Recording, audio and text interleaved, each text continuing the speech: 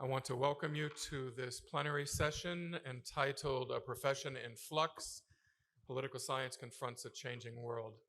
I am Tony Affigne from Providence College. I will be moderating today's discussion. We have a number of esteemed panelists. I will introduce briefly, and then each of them will take 7 or 8 minutes to address the theme of the roundtable, and then we hope to have ample time at the end for discussion among the panelists and with the audience. First is Dianne Pinderhughes from the University of Notre Dame. Dianne was the convener of the Presidential Task Force on Political Science in the 21st Century in 2011. She is currently the president of the International Political Science Association, was APSA president from 2007 to 2008, and president of NCOPS, the National Conference of Black Political Scientists, in 1988 and 1989. Paula D. McClain was the convener of the Presidential Task Force on Systematic Inequalities in the Discipline in 2021.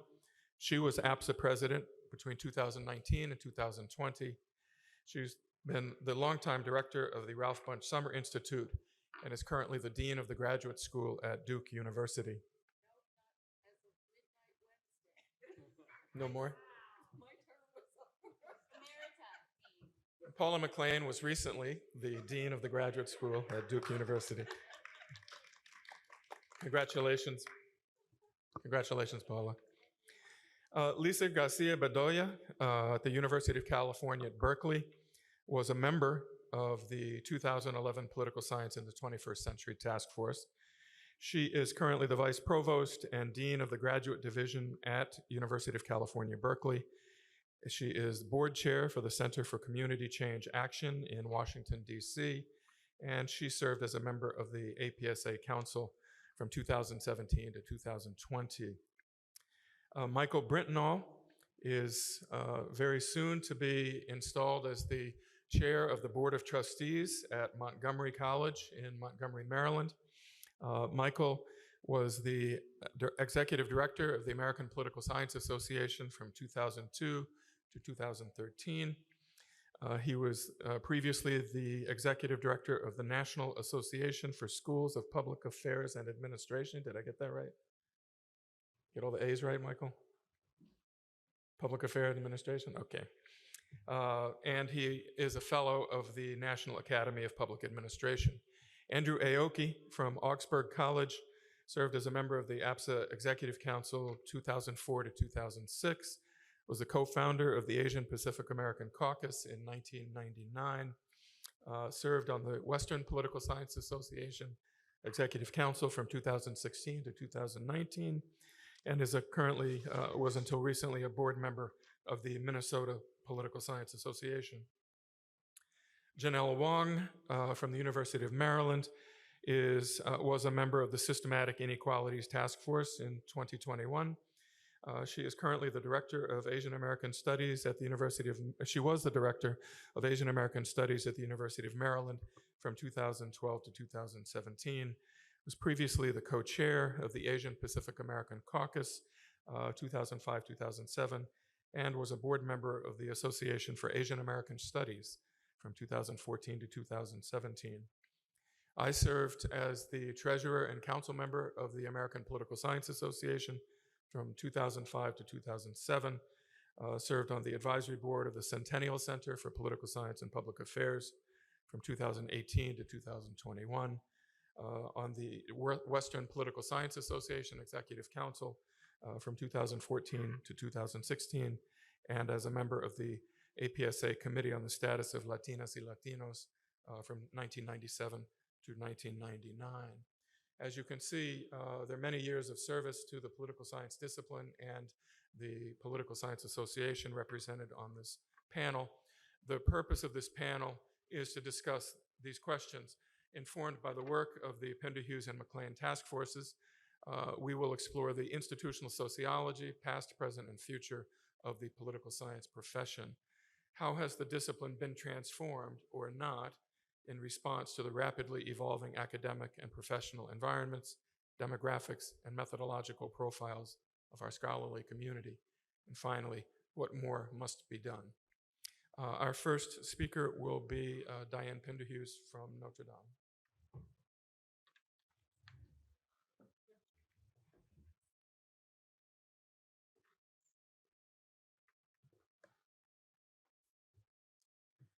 So I'm going to give some remarks, not long, but 7 minutes, right? Okay, thank you for reminding me.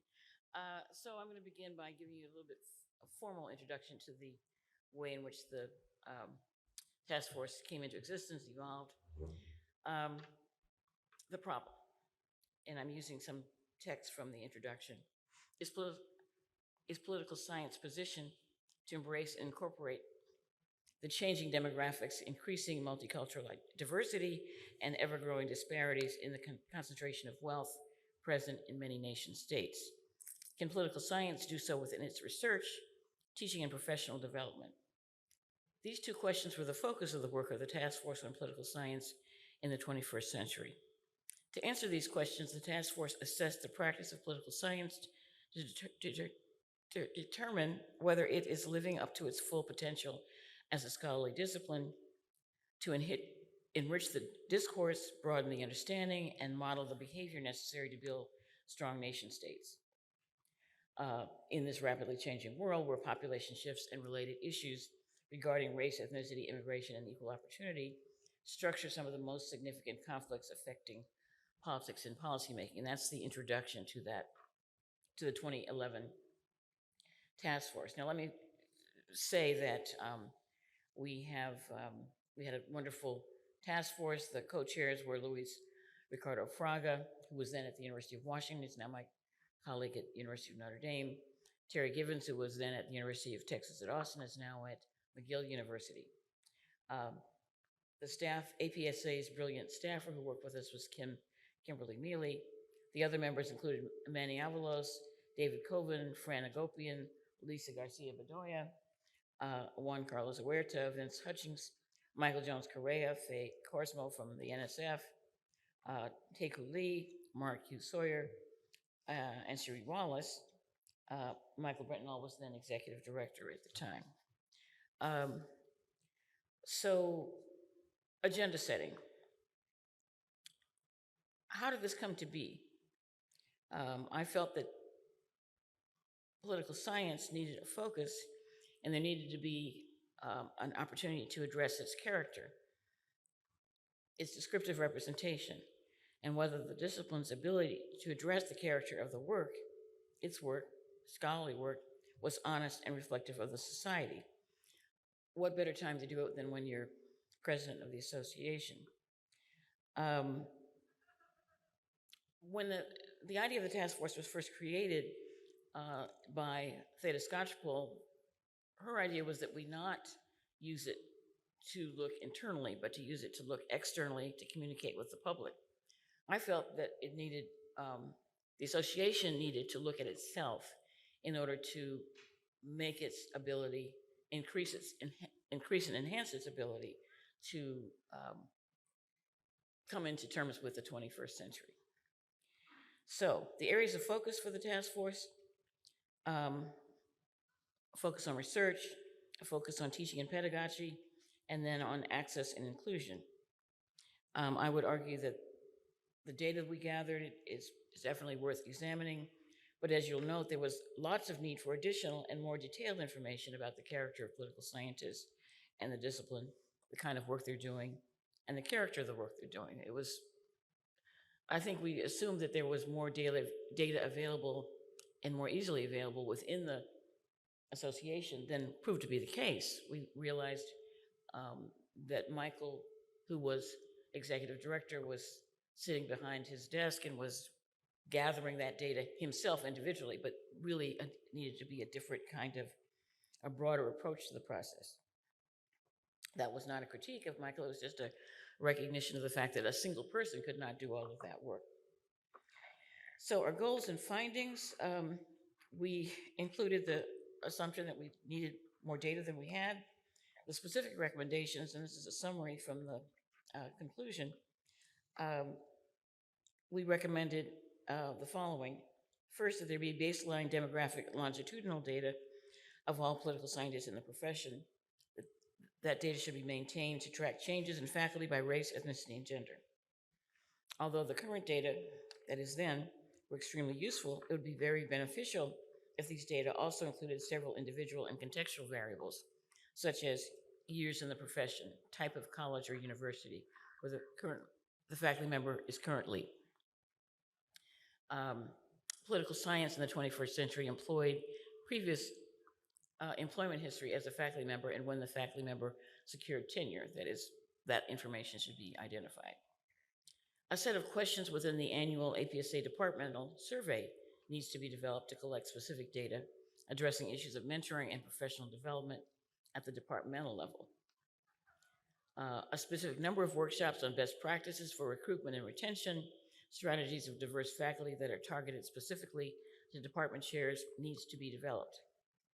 A survey of political science graduate students needs to be instituted to develop early mentoring initiatives and pipeline issues for diverse graduate students.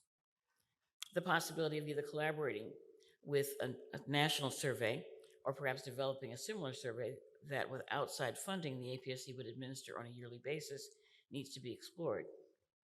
The APSA should also explore the possibility of applying for external grant money to do a longitudinal cohort study of faculty recruitment and retention with a special emphasis on gender, race, and ethnicity. All of these recommendations imply the need for APSA to create a research department devoted to the development and examination of data on the profession. Now, afterwards, I mentioned the founding of the task force idea that was done by President Theodore Skocpol in 2004. Her project was Inequality in American Democracy. The association produced a task force that was not a presidential one, but was in 2005 on women's advancement in political science with support from NSF. The 2011 task force on political science in the 21st century. That was followed by several others that I think are important in their ability to move the profession, move the discipline along and reemphasize some of the things that appeared in the 2011 task force. Rodney Hero's 2016 task force, the Double Bind, the politics of racial and class inequality in the Americas. Roger Smith's on new partnerships in 2018. President Thalen's 2019 task force on women's advancement in the profession. And then 2022, of course, the recently produced McClain task force on systemic inequality in the discipline. Now, in terms of the 2011 task force, how am I doing on time? I'm done. The association did not act on the 2011 task force. And given the fact that it had been framed as something that was to be outside of the discipline, it's not surprising. But I would argue the subsequent task forces have helped change what the council was willing to do, how the leadership has shifted its domain of action, how it thought of what it should be doing, and how radical it was willing to be. I'm happy that I think that has changed pretty substantially over the last decade. Talking with colleagues at this meeting has also helped to bring into focus the need for continued work. What do departments do? How do they behave? How do they search for and conduct searches is, as we know, quite problematic. Being willing for departments to undertake an effort to think about how to recruit, hire, introduce themselves is something that is happening. But it's certainly the case that we have further to go. Thank you.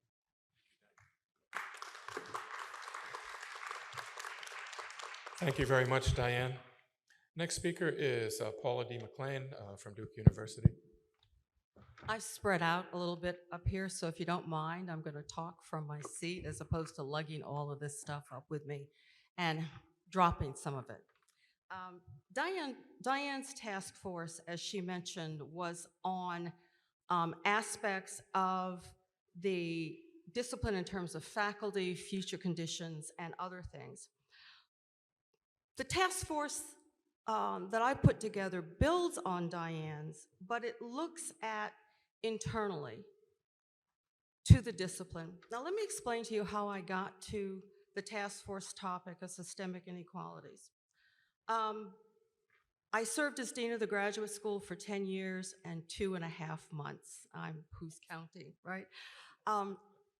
I chaired the University Appointment, Promotion, and Tenure Committee before that. I was chair of the Faculty Academic Council at Duke. And over those years and serving in those various capacities and then thinking about my own department, I realized that there were so many inequalities that were not only built into our discipline, but replicated over time if we didn't think about it and identify what those inequalities were and how they affected the trajectory of the outcomes, career outcomes of scholars of color, women, and LGBTQ scholars. And so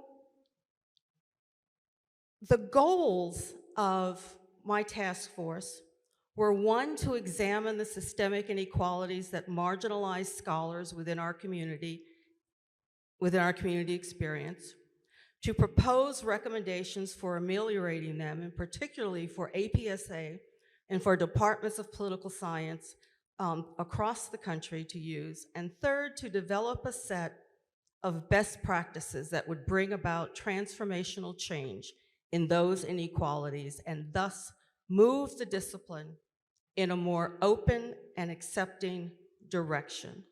So you have several handouts that Kim brought. That there's this one that kind of in short goes over the task force areas and recommendations, and then there is this here. Now, I have to thank 4 colleagues who accepted my invitation to serve as co-chairs of the task force. And then within their areas, they had many task forces. Lisa was on one, Janelle was on another. And the 4 areas that are covered in the task force are tenure and promotion, which Kathy Cohen at the University of Chicago did. Climate and context in the discipline and in departments, which Carol Mershon of the University of Virginia headed up. Citation patterns and practices, which John Garcia headed up his task force, and graduate training and graduate student experience, which was headed by Niambi Carter, who at that point was at Howard University. She's now at the University of Maryland. Each of these areas has incredible recommendations, which I hope over time, as people read the task force report and the recommendations, that we do begin to move the discipline in a different direction. This morning there was a wonderful panel on John Garcia's citation patterns section of the task force. And it was absolutely amazing, but then enlightening for people if you hadn't thought about how citation patterns and how one believes in citation patterns can affect the outcome of one's career. Now, let me give you an example of how I think we political scientists become disadvantaged in the tenure process, and it's even worse for scholars of color. Many university tenure committees at the university level are moving into the biomedical model of citations with H indices and all of these other metrics that when you're a biomedical researcher, you may have 100 people as a co-author on an article and everybody's getting counted. You may only have done a very small part. But what that does, in political science, we have not made an argument as to why that approach is not good for the social sciences. The humanities are making the argument that you cannot use that approach to measure quality for us, but we haven't done that yet. And this really disadvantages scholars of color. And what John's task force found out is that scholars of color are not cited at the same rate as white male scholars, even if they did the original work in the area. There was an anecdote shared this morning of a scholar of color who did some work a book came out from a white male scholar. The scholar kind of said, well, you know, you didn't cite my work, and I did foundational work here. And the response was, yeah, I read your work, but I don't think it was really kind of related to what I was doing, even though it was. So there's all of these kinds of things that happen within our discipline, that if we don't recognize what's going on and what scholars of color and women experience when we're going through all of these various processes, we are going to continue to perpetuate all of the inequalities that started so long ago and that continue. Another anecdote, and this is from someone else who said that there was a syllabus of various areas at an R1 institution, of various areas in the discipline, and African American politics was one of those areas, but there were no citations under it. And the student in the class was interested in that and raised the question as to why, and the response was, because nothing's appeared in the APSR, and I only think that what's important in the discipline appears in the APSR. Now, like I said, these are not my stories, these are stories that I heard this morning, but they're illustrative of the kinds of things, big and small, that exist in our discipline that continue to disadvantage scholars of color, women, LGBTQ scholars, and affect, I mean, I'm 44 decades into my career, but I can tell you some of the same stuff continues to happen. One thing I noticed, and I don't know whether Dianne noticed this or not, but once I became president of APSA, my citation count kicked up. Oh, I guess that means, right, that she's worth citing now. So I'm going to stop there, but I do want you to read the handouts that you've gotten, and to take the report, take this handout, take it back to your departments, to the committees that you serve on. We really need to make a change in the discipline, and it starts right here. Thank you. Thank you very much, Paula. We'll next hear from Lisa Garcia Bedolla from the University of California, Berkeley. Thank you, Tony. And I'd like to start by thanking both Dianne and Paula for not only for their service, but for creating these task forces, because I think they really were groundbreaking for the discipline. And in particular, I think building on one another and thinking holistically about what the challenges are. So I'm going to switch gears a little bit, though, and talk more about what I think are both the historical and epistemological reasons we're in this place, that it's not just about ascriptive representation, but in fact that masks intellectual issues and historical issues that help to explain why, and I say this as someone who's fled political science departments, make it difficult sometimes for us to remain in the profession. And so I'm actually, those of you who know me, I don't usually read, but I'm going to read from a paper that I wrote that was an attempt to articulate kind of that visceral discomfort that I've had since graduate school about the way we are taught to think about things, and my attempt to explain why that is. And so I'm going to talk about specifically how I think these things affect political behavior research in the study of US politics, which I think has a pretty big impact, at least in that part of the discipline. And so while it may seem fairly obvious to folks that if different groups' relationship to democratic institutions vary, that their patterns of engagement will vary as well. The source of the difference is therefore the structures of exclusion, rather than individual level predispositions or preferences.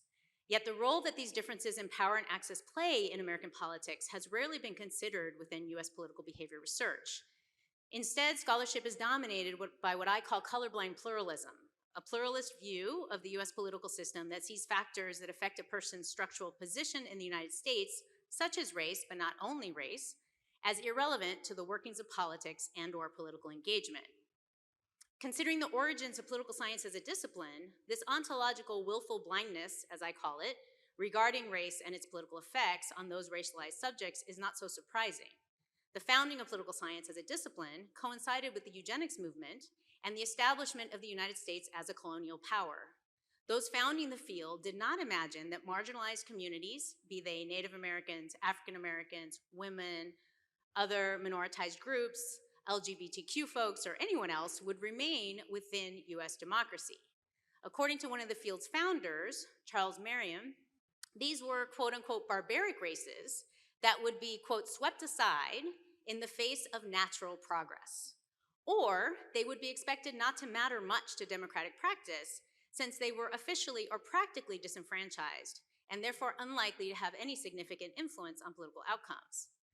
This history is important because it demarcates the ontological assumptions that underlie much of the political behavior field, that structural racism, expressed through racial differences in political practice, is not a salient or important area of political research in the United States. Those ontological assumptions and the hegemonic epistemological orientations they led to remain embedded in how political behavior is studied within the US context. The result is that despite increasing statistical and/or methodological sophistication, at the most basic levels, scholars' models cannot illuminate phenomena that at their core, those models were not designed to see. My definition of epistemology is broader than what is often used, where epistemology is often defined as simply positivism versus non-positivism. I define it as a researcher's worldview, including assumptions about what knowledges have value, but also about how power operates through societal structures and how those structures influence the opportunity structures, and therefore the opportunities for political engagement that are available to particular individuals within the US polity. A hegemonic epistemology is one that is so dominant that scholars do not see the need to state or question its validity and/or orientations. And so that focus on the role of structure is really at the core. And I would argue that most US political behavior research has been much more interested in micro-level explanations and analyses than macro-level ones, for both historical and, I would argue, ideological reasons.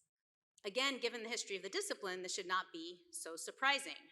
Charles Merriam, if those of you who haven't heard of him, was a longtime political science professor at the University of Chicago, who is often acknowledged as the founder of quote-unquote scientific political science. This is when we stop being departments of government, right? Like many progressives, and this is personally one of the reasons I don't like that word in current society, because the turn of the century progressives were not that great, y'all. He believed in the ability of the newly minted social sciences to address the important problems of the day and spent much of his career ensuring that political research and social policy recommendations were rooted in positivist epistemological approaches. Like many progressives, Merriam was a strong supporter of the eugenics movement, believing that the United States, as one of the quote-unquote Teutonic nations, had an obligation to foster freedom and democracy around the world. But he did not believe that all the racial groups in the United States were capable of democratic citizenship. Below, I'm going to quote an excerpt from chapter 7 of his book, A History of American Political Theories, which was published in 1903 and was highly influential in laying out the growing consensus underlying this new political science. I believe it is worth quoting him at length rather than cherry-picking particular sentences, so you may get a sense of the particular worldview he saw as core to the discipline. In the opening of the chapter, just to give you the frame, he talks about the development of a new political theory that is more systematic and scientific than what came before. For Merriam, this new discipline's core thinkers were Francis Lieber, Theodore Woolsey, and John Burgess. Look those folks up. Key to their method is, quote, a more scientific way of approaching the question of politics. He then discusses how their thinking differs from what came before. When he's talking about the concept of liberty, he says, quote, liberty, moreover, is not a right equally enjoyed by all. It is dependent upon the degree of civilization reached by the given people and increases as this advances.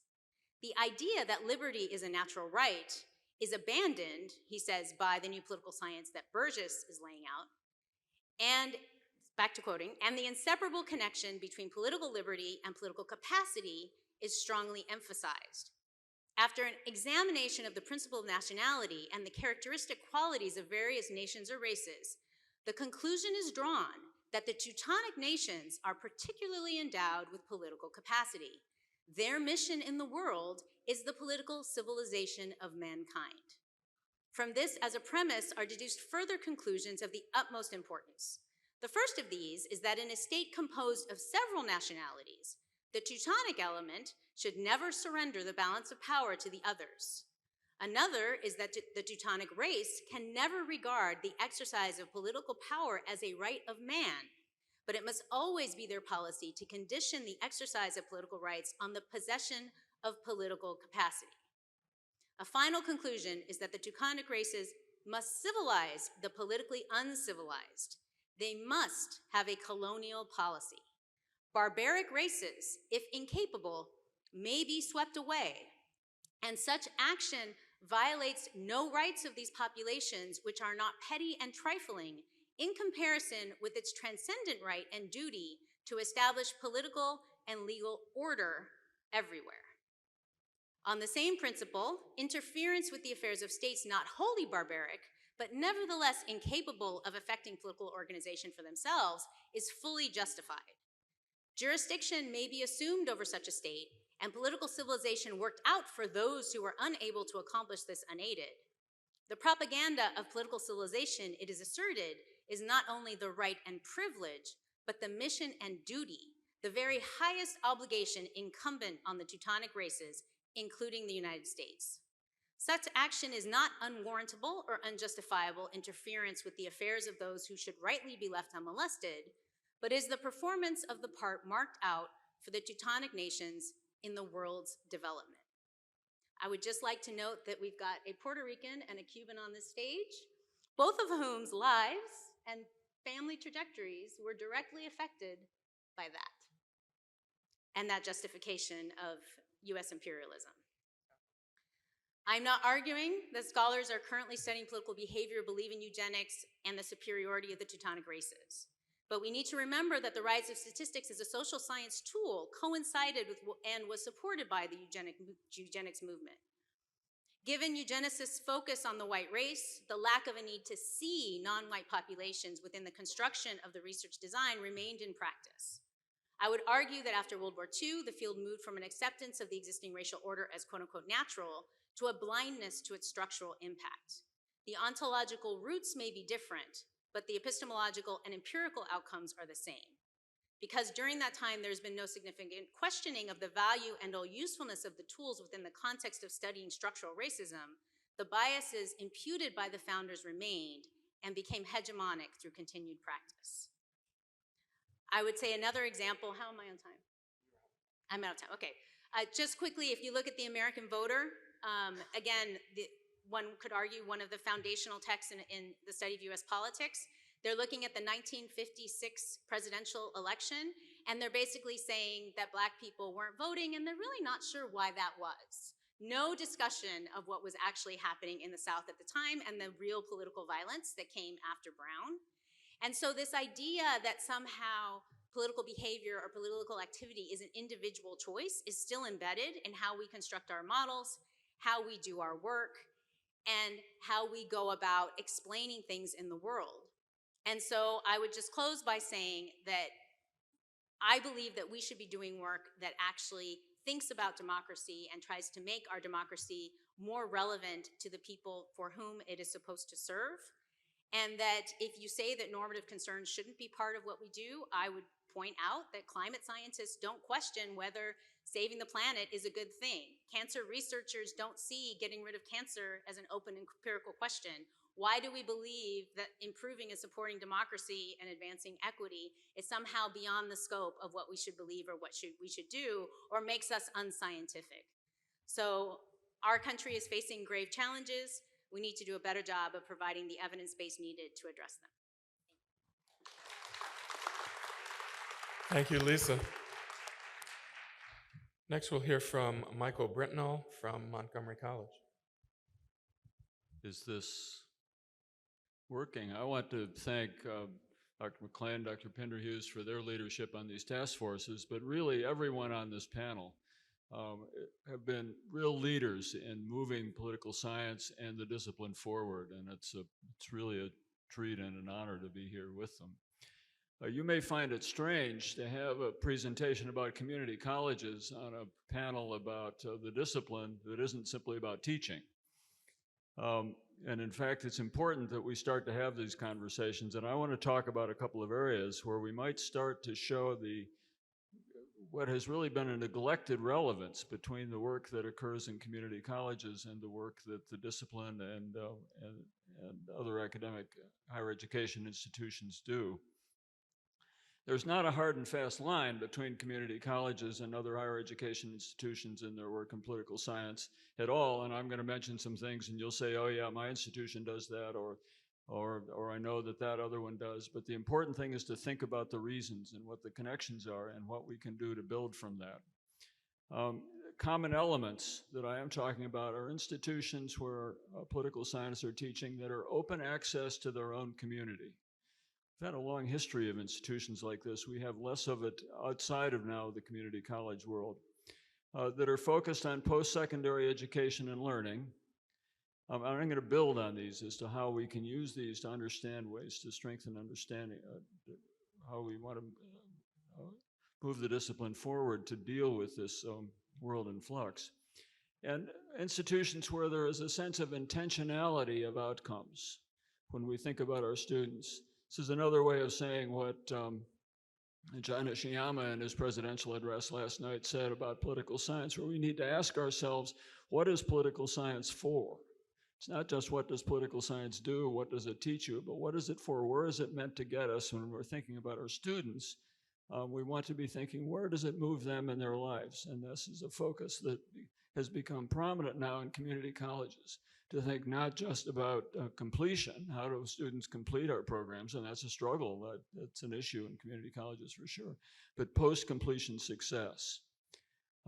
Which is an idea, I think, that we can build on in some important ways for political science.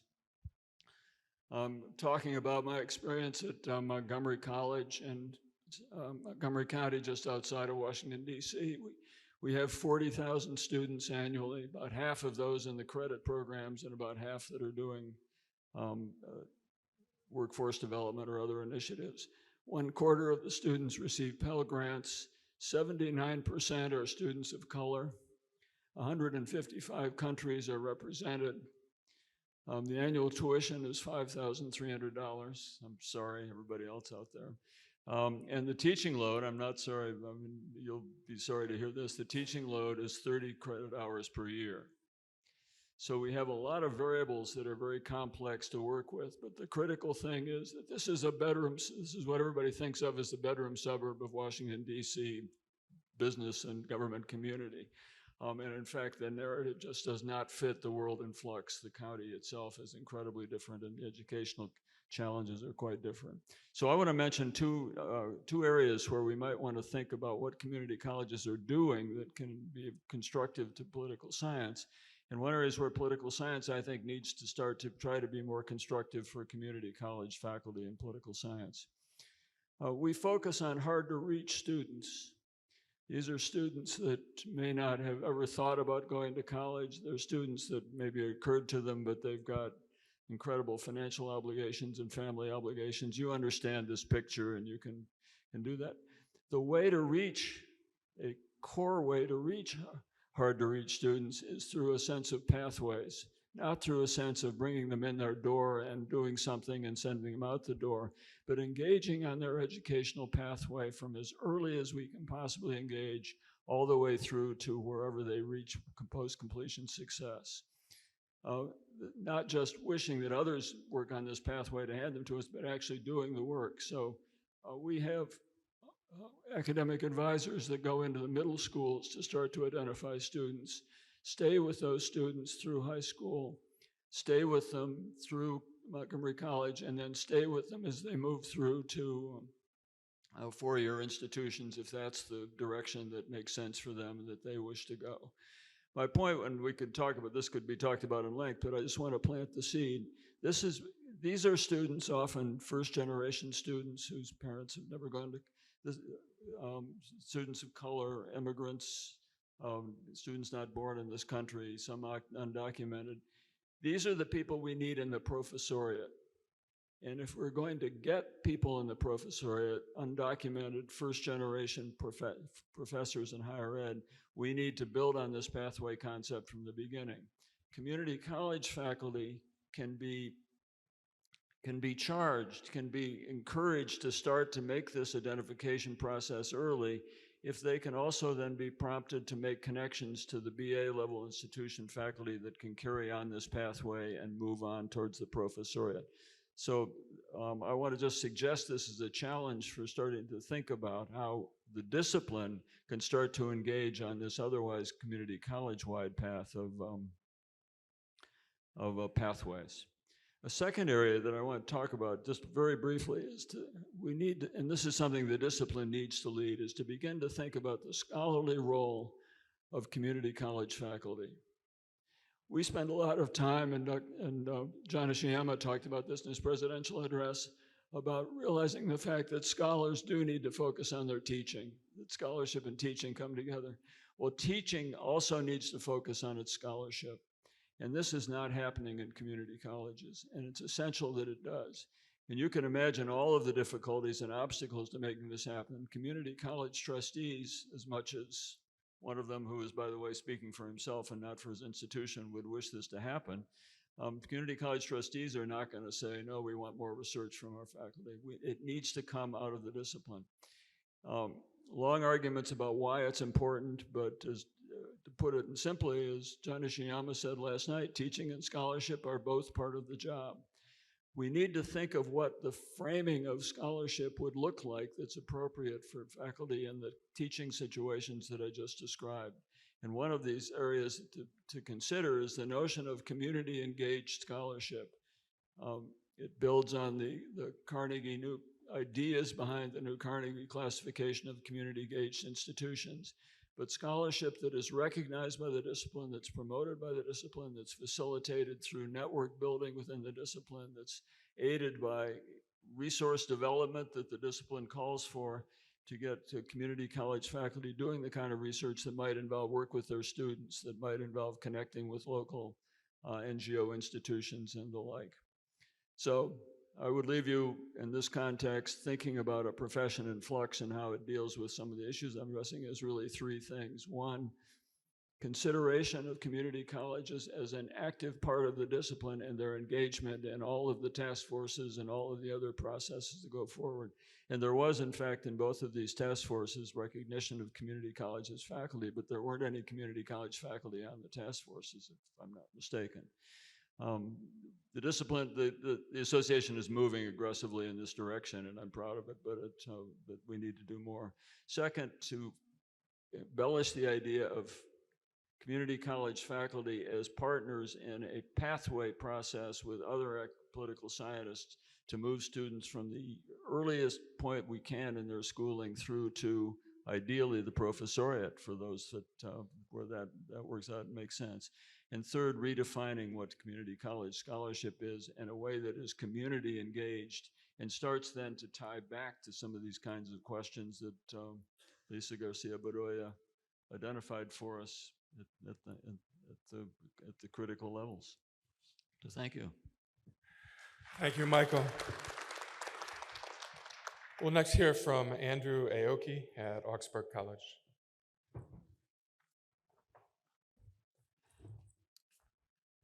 I'm going to come up here because I'm not good with my hands, so holding a mic and talking at the same time is kind of challenging for me. So first of all, I really appreciate being part of this discussion. I've known these folks for a long time. We won't say how long, but I've seen the work they've done. I've helped them in some cases, so I thank Tony for asking me to be part of this. My approach is following up a little bit on Michael's. Some of the others have talked about the really important work of better understanding the problems we face. I'm looking a little bit more at some of the things that have been done in the past, some of the efforts we've done. Tony referred to that, some of the things that my colleague Peter Dianne was out there somewhere. Maybe she had to go. She's a busy person. Oh, there she is. But some of the things that we did. But first, I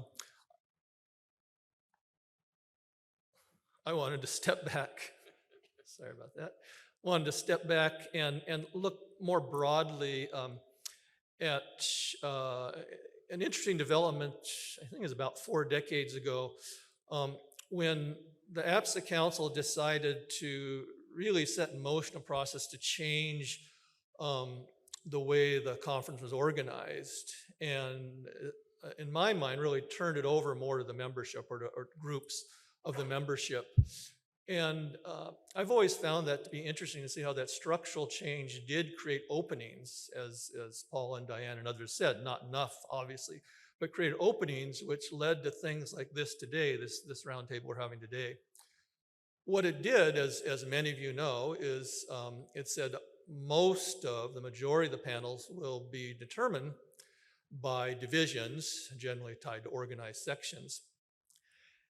Initially, I think it reflected kind of the traditional approaches, but within a few years, people began to try and find ways to pry open the discipline, I think. And Tony, I don't think he mentioned, but Tony was really one of the leaders here. He helped co-found the organized section on race, ethnicity, and politics.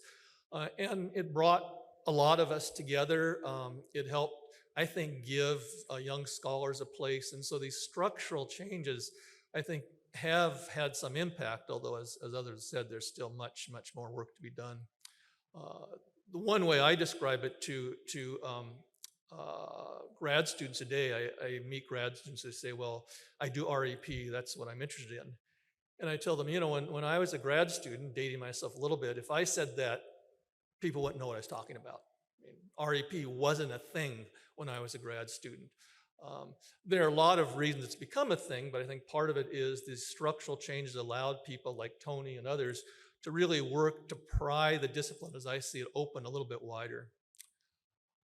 I wanted to talk a little bit about a few of the things that I was involved in. I mentioned my colleague Dianne, who all of you I'm sure know.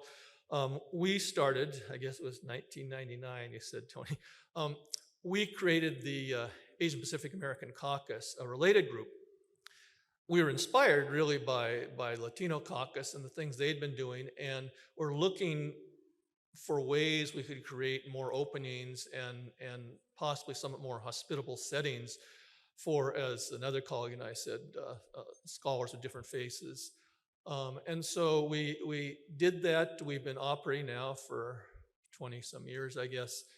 And it operates under the radar a lot, I think, but it's, again, first a reflection of structural changes which allowed some space for this. And one of the key things it does is give some conference space. There's a constant battle over that and concerns, I know, going on in the council over whether related groups have too many panels. But it provided space and an ability for us to really bring in and mentor junior scholars.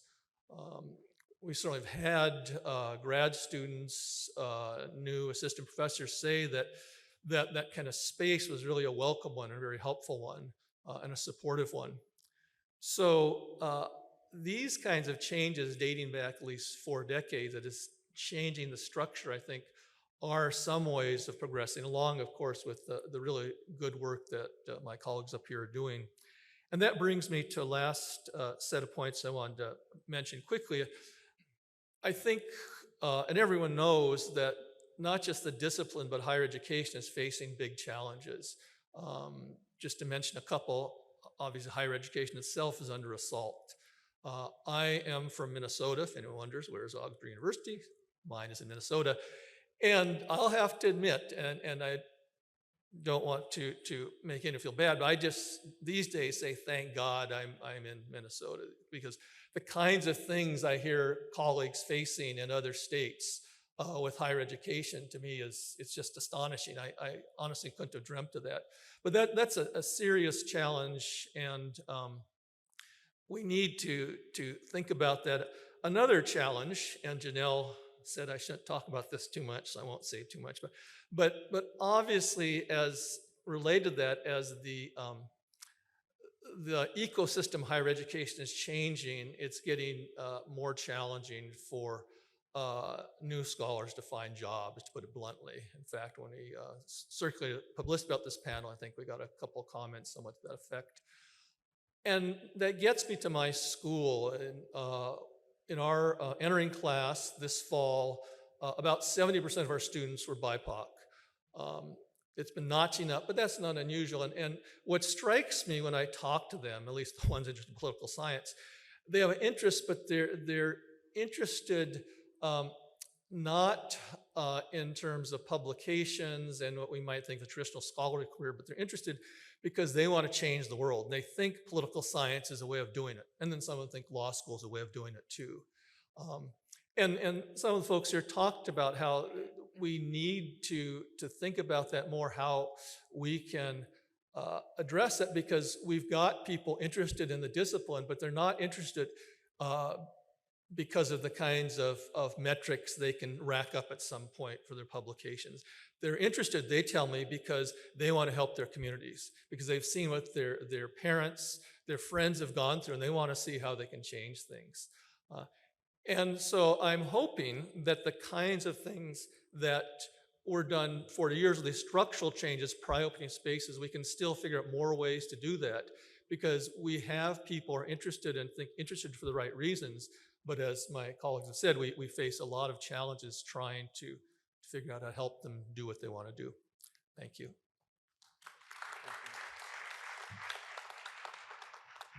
Next, we'll hear from Janelle Wong, University of Maryland. Thank you so much. I want to thank Tony Affigne for organizing, and I'm really happy for this opportunity to talk about how we are changing as a discipline and how we are responding to change. And I want to express gratitude to Dianne Pinderhughes and also Paula McClain for getting us started with these task force reports on answering that question. I'm going to start with some findings that are in the systemic inequalities in the discipline task force. The group I was in was led by Professor Kathy Cohen, and it looked at promotion paths. And in a sample of faculty, over 600 faculty, it's not representative, but we did have some representation of different kinds of schools, R1 and non-R1. We looked at where people were going after they got their first job. So to be clear, what I was telling Andy was, we want to pay attention to the job market, but there's a lot to talk about also after people get their jobs, right? And so that's what I was saying to him. But what did we find? After people got their first jobs, we looked at what happened.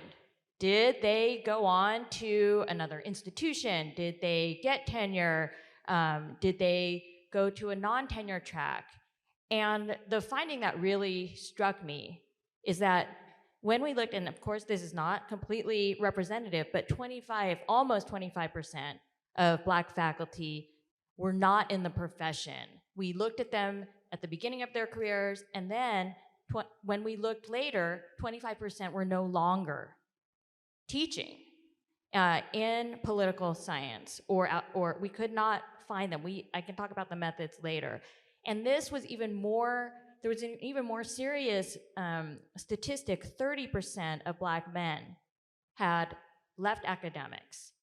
So that, I think, tells us that studying systemic inequalities in the discipline remains a very serious issue for us. I wanted to also look at how we're responding as a discipline to change. And my colleague, Nadia Brown, and another colleague, Fernando Tormosa-Ponte, and I looked at political science statements after the murder of George Floyd. And I think this is an interesting project because it's not asking how did scholars of race and politics respond or how did scholars of policing respond. It's really asking, how did political science, how did departments of political science respond to a moment in which racism was at the fore of American life? And it's hard to get that data if you think about it, but this was a moment in which we could capture how does the discipline react. And I'll just share some of the findings. So we got responses from 300 departments. 64% of those responses did mention Black people, anti-Blackness, anti-Black racism.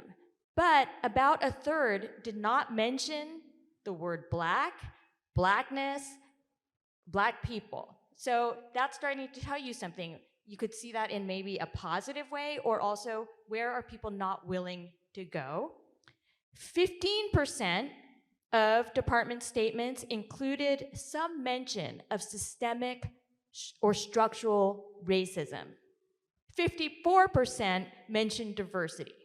Okay, 15% mentioned systemic or structural racism, 54% mentioned diversity. So this starts to tell you how our departments are responding to racism, either in a kind of liberal diversity fashion or really thinking about structure. 55% mentioned lack of racial diversity in higher education, and 33% mentioned lack of diversity in political science. So in terms of commitment to action, the commitment to action, I think, reflects some of what I just talked about and how departments are framing racism. A reading group, or a list of books, or a meeting, or a task force was the top way people were responding to this moment of systemic racism. 5% discussed hiring or retaining faculty of color. 5% mentioned, 15% mentioned hiring. So I think it's a little higher than 5%. And 5% mentioned dedicated funding to addressing racism in their departments. So that's a kind of a snapshot, and it's a window that we don't get very often, where we see just your regular department chair coming up with a statement, right? I will leave you with a little bit more of a hopeful view, and that is that over the past years, I have also seen many, many examples of real willingness to take action among political scientists. So this past year, my colleagues and I authored a legal brief to defend affirmative action at the Supreme Court. And within a week, over 1,000 social scientists had signed this brief, including several presidents, past presidents of the APSA, and many of you in this room. It was amazing to me how quickly people were willing to take that action. And then we can look at Sharon Wright Austin defending voting rights, and real costs, right? Political scientists are willing to go to court over their role in taking real action toward change. So I'll leave it on that note of, I do see both hope and some areas where we definitely need to do some more work.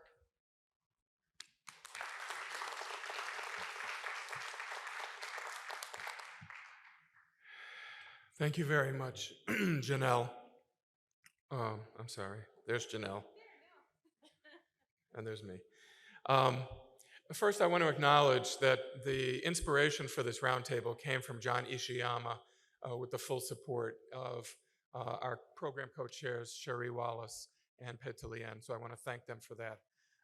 It's a sign of the change. It's a sign of the change in this association that we have 2 women of color as our program co-chairs this year. It's a sign of support from our Asian American president this year, that there are changes occurring in the political science profession. And it's no coincidence that we have 2 of the disciplines, 2 of the association's African American female presidents on this panel as well. So things are changing. 100% of the African American female president. What I'd like to do briefly is reprise and highlight some of the themes that the other panelists have raised, and then I want to raise one of my own. We've heard about the structural questions, that is the structure of the political science discipline, the structure of the American Political Science Association as an organization, and we've also heard about the structure and the dynamics of the higher education industry, so to speak. All 3 of these are moving targets. political science is undergoing a number of transformations, pedagogically, methodologically, ideologically, and certainly organizationally. APS, as I've just noted, has also been through many dramatic changes over the last 20 years, and hopefully those changes will continue to move in a good direction. Our executive director, Stephen Smith, is also here, and I know that Steve has made a great deal of progress in just the last 5 years in diversifying the APSA staff, in growing the staff, adding some of the capacity that Michael and Dianne were talking about in terms of the staff positions and what the staff can accomplish in a given year. So structurally, we're in a state of flux. The profession is in an environment of flux in higher education and also internally changing. A couple of folks have mentioned the history of political science. I think Lisa raised this, and this is something I've also looked at, and I think most of you in the room may know this, but let's just review for a moment. Political science in the United States was founded in 1880. That was just one generation after the conquest of Mexico and the forced assimilation of hundreds of thousands of Mexicans into the U.S. polity. The Civil War had only ended 15 years earlier. The Reconstruction was underway, but the end of Reconstruction was also underway. We were just 10 years from the massacre at Wounded Knee in 1890. The railroads were already under construction. Hundreds of thousands of Asian American workers that were already hard at work building the physical infrastructure of the nation. But very shortly, of course, the Chinese Exclusion Act was approved, Plessy v. Ferguson, the functional end of Reconstruction, the beginning of the Jim Crow period, the formation of the American Political Science Association in 1903. All of these things took place within just a few decades. But somehow the founders of political science in the United States found it possible to validate and justify the creation of the Ku Klux Klan, and to oppose the enfranchisement of African Americans, to oppose a Republican Constitution in China. Virtually anywhere we look, the founders of political science were, as I think someone said, were willfully blind to the presence and the political significance of the communities of color. As we continue working up through the Jim Crow period, the Zoot Suit riots, the Second World War, actually going back to the First World War, the drafting of tens of thousands of Black and Puerto Rican soldiers to go fight in the First World War, including my grandfather, who was issued a rifle and a shovel so that he could dig graves and trenches and build bridges, but was in a segregated unit, the 53rd Pioneer Unit from infantry from New York, as most African American soldiers in the First World War were also in what were called pioneer infantry units, which were the grave diggers and the trench diggers, the laborers of the First World War. So we move up through the Second World War, the expansion of a Black liberation consciousness after the Second World War, the rise of the Civil Rights Movement, and we continue, and through this entire period, political science somehow could tell itself that the politics of the nation's Latino and Black and Asian and indigenous people were irrelevant and didn't need to be studied. You may know that the very first book ever published about the politics of Latinos was published in 1970, 122 years after the Mexican-American War. 72 years after the conquest of Puerto Rico, Cuba, and the Philippines. Political science has got a really spotty record until the very recent past at recognizing and acknowledging the reality that this has always been a multiracial, multi-ethnic, multicultural society, but somehow political science has been able to focus most of its attention on just one part of that society. We've also heard today from our panelists about the scholarly community itself, about the demographics of political science, about the empowerment of new communities within the discipline, about the creation of the Asian Pacific American Caucus, the Latino Caucus, the section on race, ethnicity, and politics, We've also heard some mention of the intellectual diversity, the methodological diversity, which is increasingly part of our discipline. We've heard about the pedagogy and mission of political science, community engagement, changing relationships between faculty and students, the role of community colleges, the role of undergraduate education as a pipeline to doctoral education. We've heard about service to society, the role that political science plays serving our democratic society and promoting democratic citizenship.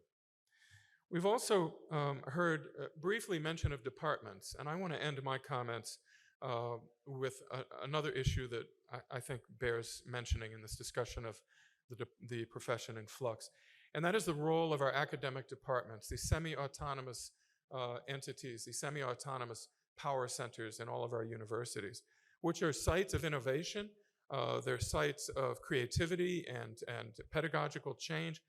They're also obstacles to progress. The semi-autonomy of academic departments is often an obstacle to the diversification of the universities in which they're located, the diversification of political science. How many of us have heard stories, and we've heard mention of those today, of promising young scholars of color who never achieved tenure because no matter how promising they were, they found a hostile work environment in their own academic departments. So I want to encourage the American Political Science Association to take this problem seriously and to assign to the Departmental Services Committee or to the Council itself responsibility for developing best practices for academic departments, for recognizing departments that are doing it right, and for giving those departments that are achieving success in diversification, both intellectually and racially and in terms of gender and the marginalized communities and first generation. There are some departments in our profession that are doing this well. And I think those departments need to be highlighted, and they need to be given an opportunity to teach the rest of us how we can continue progress at the very level where at this point, the greatest obstacles are taking place, and that is at the level of academic departments in our various universities and colleges. Thank you very much. I'm going to ask if any of the panelists have very brief comments they'd like to make in response to one another, and then I'd like to open it up to all of you for questions and comments.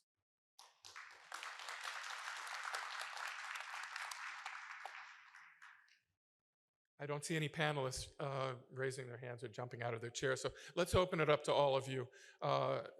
Professor Givens. Yes.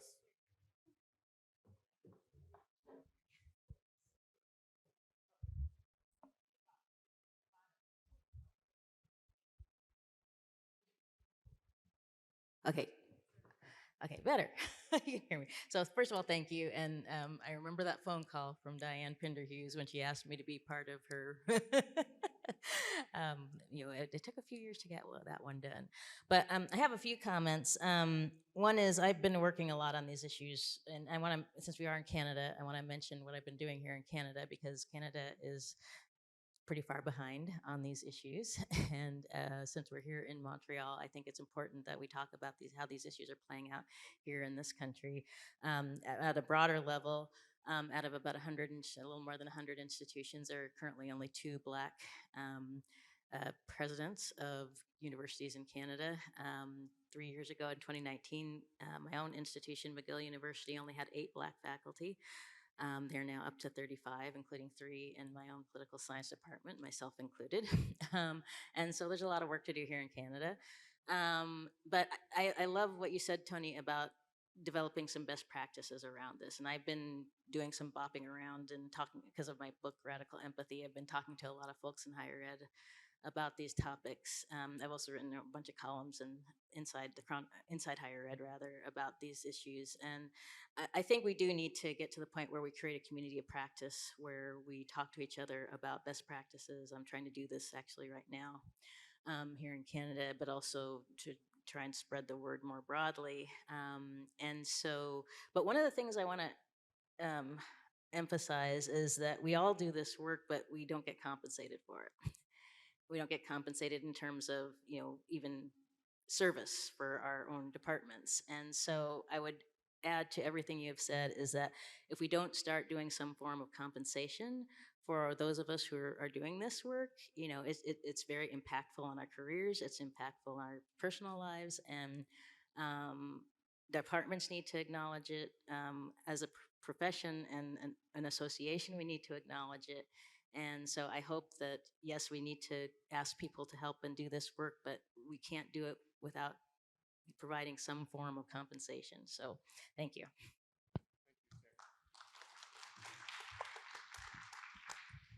Can I give one solid recommendation related to that? It's not compensation per se, but in 2001, the University of California changed the academic personnel manual to include contributions to diversity as part of all merit and promotion cases. And so it's actually its own report and its own thing. And so I do think that that's made a big difference in terms of both making visible and giving people credit for this kind of effort that they make and making it part of the process. Yes. Yes. Let's leave a microphone. Right. Thank you. Is it on? Okay. I have a question. I have two questions actually, and one Professor Gibbons kind of brought up, given that we are in Canada, and I've been thinking a lot about people who weren't able to join us because of, resources. This is a very expensive city, but also because of undocumented status. And so, how can we kind of ameliorate kind of these inequalities that are present within our discipline? And, because, people from community colleges, we rarely see them at these kind of big conferences because they don't have, like research stipends or conference, like travel funding. And so that's one question. And then the other is, these are excellent guidelines, but then I wonder, as semi-autonomous, departments that are operating within this larger university system, how do they get transferred? Like, for example, in questions of identification, one thing that I've noticed in my home department is that most of the people of color are in these very precarious roles rather than tenure track lines.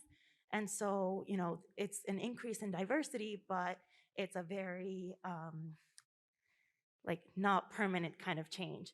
So I'm wondering, in terms of, what are some strategies that, as a discipline we can employ to ensure that these are not just, small efforts, but rather impactful things that will last, once you all retire. Those are good Who questions. are you? Can you introduce yourself? Oh yeah, my name is Andrea Pena Vasquez. I'm a postdoc at Hamilton College. Oh, sorry. My name is Andrea Pena Vasquez. I'm a postdoc at Hamilton College. Any response to the first question on?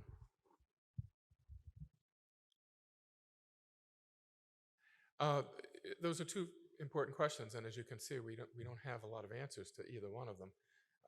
Certainly, the presence of community college and undocumented scholars is a problem that is probably best dealt with at their home institutions. Most community colleges, and I don't know how Montgomery handles it, most community colleges don't provide any substantial research or scholarly travel funding for faculty. Is that true, Michael? Do you have? We do have development funds for faculty that can be used at their discretion. I have been told, and I don't know in our case, to be honest, that there were some obstacles traveling out of the country with those funds.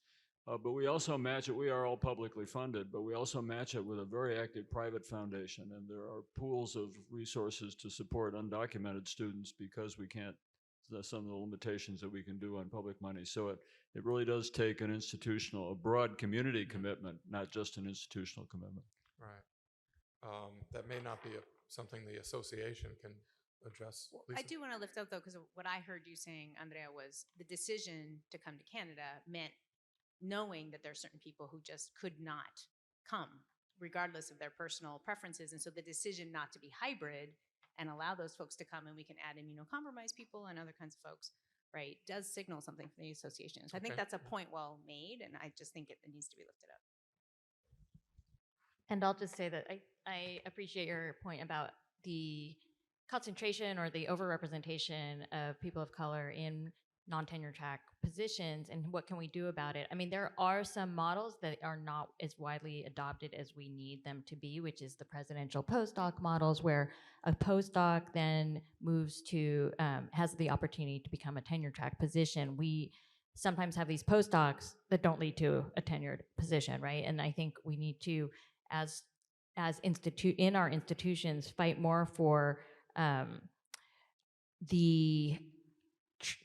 a kind of model where, for instance, if you hire someone who's non-tenure track, you are thinking about at least making that position permanent and fully funded, right? So that people don't have the kind of precarious economic position that you're talking about. And one thing I know we've done as a discipline is to try to recruit more community college faculty to sit on the APSA council. And yet, again, that has to come with some kind of compensation, I think, if we're going to ask people to do that kind of work. Other questions, comments? Ron? Microphone's right there.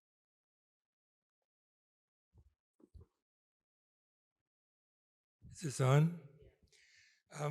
Ron Schmidt, Cal State Long Beach. It's just, I don't want to critique or challenge anything because I think everything that was said here is wonderful. But I think at the end, it's important to underscore how all of these things are interconnected.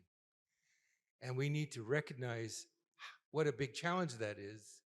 That, for example, what Lisa was describing as the research agenda that began political science and continues to inform American political behavior research is reflected in our curriculum, in what we teach. And so the research agenda and the curriculum has to change. And our whole orientation towards the community that we live in, that we are surrounded by, that we are part of, is going through fundamental changes that we have to address as people who claim to know politics. You know, right now we're living at a time when patriarchy is reasserting itself with a vengeance, as reflected in the last Supreme Court decision on Roe v. Wade. The people of color are getting attacked in multiple ways all over the country. These are important things. The United States' role in the world as an imperial power is being challenged in various ways as well. These are things that we have to all recognize, and we need to be engaged with our communities, and they're all interrelated. So somehow we have to be more holistic and fight the specialization that is rewarded in our research and publications and in our panels at this sort of conference. We need to somehow become more holistic and more engaged with the world we live in. I don't know how to translate that into action, but that's what we need to do. Thank you, Professor Schmidt. Other comments and questions? Ange-Marie.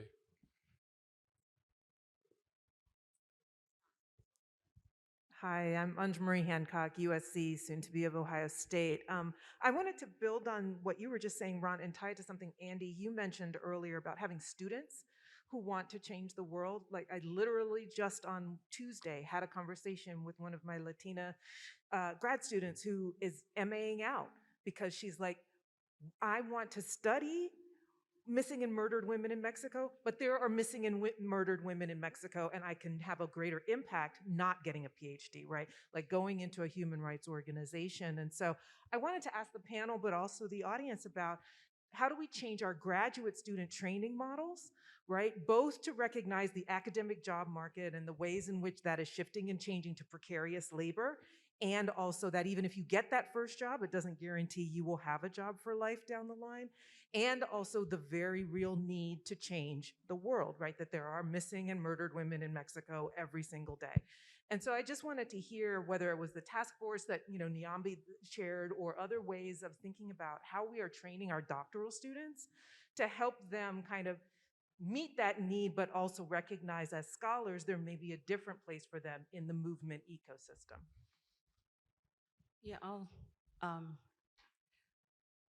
as dean of the graduate school, we have not we, I've had, no, she's still there, I'm not. Hired an assistant dean for professional development about 10 years ago because the nature of academic jobs was changing. We need to prepare our students for whatever career they decide they want, right? Wherever they want their passion to be. And what is attractive for different types of careers is the training that students get. And they don't have to be tenure stream faculty. There are just lots of things that we should be preparing our students to do. And that starts with our attitude as advisors, that, you know, we're open to whatever it is you think you want to do with your PhD. I just want to train you in the best possible way I can to help you decide what it is you want to do. But the holdup in that approach is not necessarily the graduate schools that provide the professional development, it's the advisors, right? And students don't want to tell their advisors that I don't want to be you, right? I want to do something else, because there's this fear that if they do say that, they're going to be cut off. And that's criminal, actually. But we see a change in faculty attitudes about this. There's more, I mean, faculty attitudes are the lag. Graduate students are so far ahead of us in terms of different ways to use their training. We're the ones that really have to be supportive of them. And so I just think that we just have to put these things in place for the students, and faculty are just going to have to come on board. And if I could add quickly, I totally agree. What we're trying to do is start that early, that those professional development opportunities happen early outside of the department. Sorry, I think it is. And then the other thing specific to your point about kind of community engaged work, I think it's important to recognize that that actually requires a particular kind of training that's different than what we normally do in graduate programs. And so at least what we're trying to do at Berkeley is provide that centrally. So I think that's beyond political science kind of problem. We have lots, so we have an activist scholar working group that now we're looking for funding to then fund them to then create these partnerships. But just to say, to really signal, right, that there's space for this, there are other people who do this, but that in fact doing it with reciprocity and respect and honoring the history of extraction and all the things that happen in communities of color is important. And I think that's something that actually departments can't do, and that graduate divisions should do for the whole university, not just for our departments. And I would just add one thing that I'm in a position to do at my school. It's a little bit heretical, but I am pushing to change some of the balanced criteria for tenure and downplay what you might call traditional scholarship, and at least give more credit to community engagement, because we have some junior faculty who want to do that. And because of what they asked me to do, they're allowing me to make some shifts there. So that's another way we can do it in the profession too. So this is a conversation I had with Michael when I was president. I don't know if he remembers that, about the need to think broadly about the range of roles that, or types of roles that political scientists could play. I mean, important points to me, namely the way in which people are trained, the cycle of training. I was thinking about, public sector activities, but the point about when you go, what kinds of things are you trained to do, how are you hired, all of which made sense to me. But at the same time, we've been hearing so many people saying, oh, there are no jobs in academia. It's hard for people to get a job in political science. So I think it's true that the grad college is important, but I think we need to help our colleagues think about this issue at the departmental level as well. I mean, there's space for that as well. Thank you. We have time for one more question. Yes.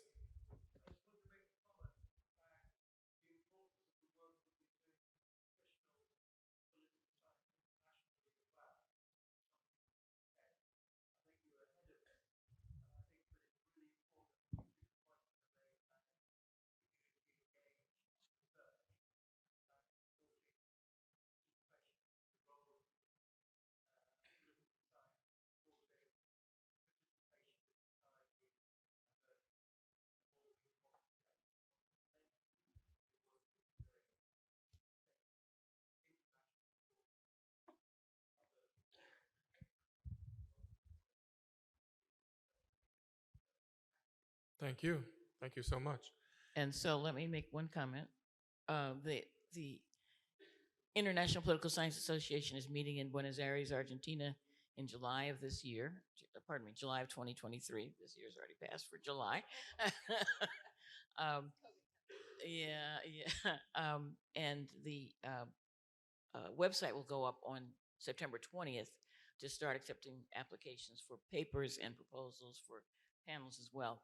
But that point you just made is an important one, and I will talk with our executive director is here, Kim Fontaine-Skronsky, but also with the program co-chairs, EY Kim and Teresa Reedy, about that point, namely what kind of range of roles can the IPSA play, in fact, in terms of incorporating that into our upcoming World Congress. Thank you. Thank you. This is my 34th American Political Science Association convention, and I have a confession to make. I've been fronting for 34 years, trying to make it look easy. But as a working class, first gen Puerto Rican, older student who started graduate school in my late 30s, this has been really difficult.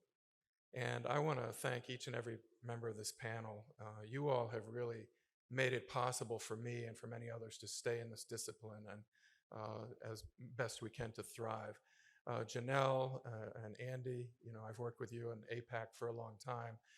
Paula, Dianne, your leadership in the profession has just been stellar for many years. Lisa, mi compañera, mi hermana, we've been together on Latino political science activities for as long as I can remember. And Mike Brintnall, I remember I was a junior faculty member, and Mike came to Providence for I think the Northeastern Political Science Association, and I was busily collecting signatures to form the Race, Ethnicity, and Politics section. And Michael took me aside and said, Tony, you can do this anytime. You need to get tenure, which I thought was great advice, but I already had about 190 signatures, so I only needed 200, so it was okay. But from the very beginning, Brintnall has been supportive, sometimes puzzled by what we do, but certainly supportive of our efforts. And so I want to thank all of you. So all of you on the panel, thank you so much for taking part in this roundtable today. And more importantly, thank you for all that you have all done for the discipline of political science and for thousands and thousands of students. So thank you. Let's have a round of applause for our panel.